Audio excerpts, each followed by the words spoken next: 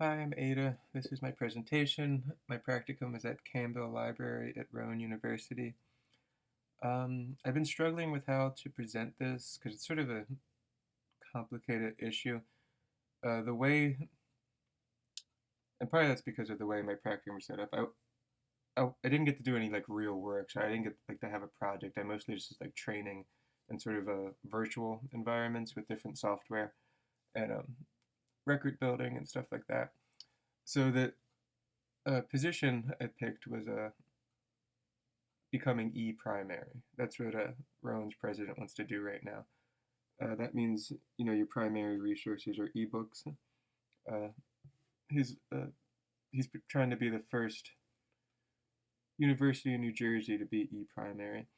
There's lots of research though that says that ebooks are problematic for libraries, especially academic libraries, as a lot of students don't have reliable internet connection. They don't have access to technology beyond a smartphone a lot of times, and it can be the checkout process can be troublesome, especially when it comes to interlibrary loans. Um, this statistic right here: 79% of responding libraries had received requests for entire ebooks from an interlibrary loan, but only 8.9% even occasionally accepted them. That's because the laws and the restrictions are really complicated. So even if it is possible, the librarians wouldn't even bother digging into it because it was just too complicated.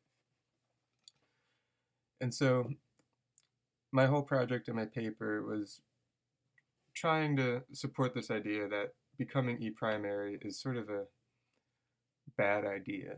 Um, Talking to staff and my supervisor, the president of Rowan is engineer by training. So for the STEM majors, I can see where he's coming from because that material does not age well.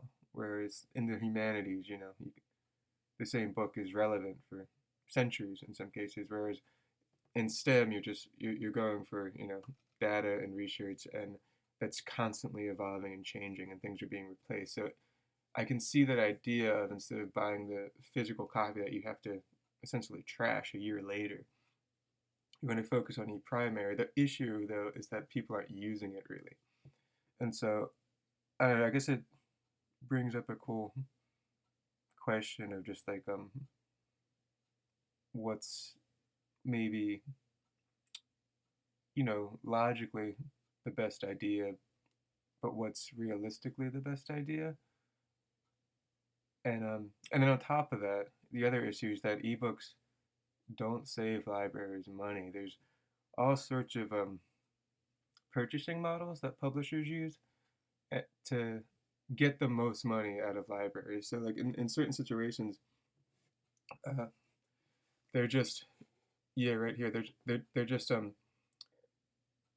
you do it it's called a price discrimination and just charge bigger libraries more because they can basically forcing them to pay more money. So I think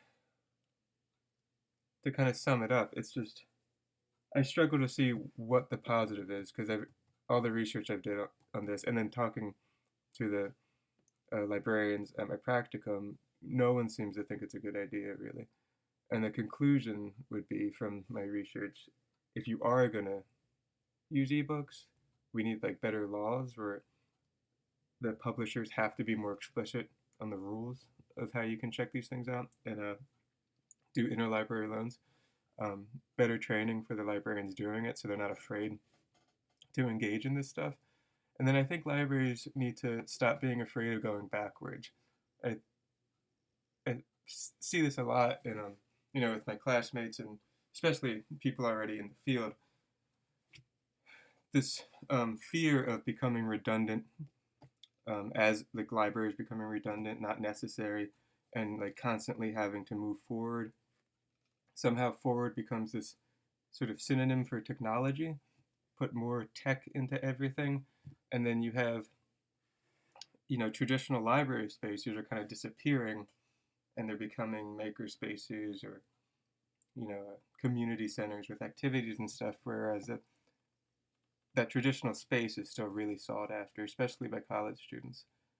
So yeah, that's my presentation. That's what I kind of came to, my conclusion, and yeah, I hope it was helpful. Thanks for listening.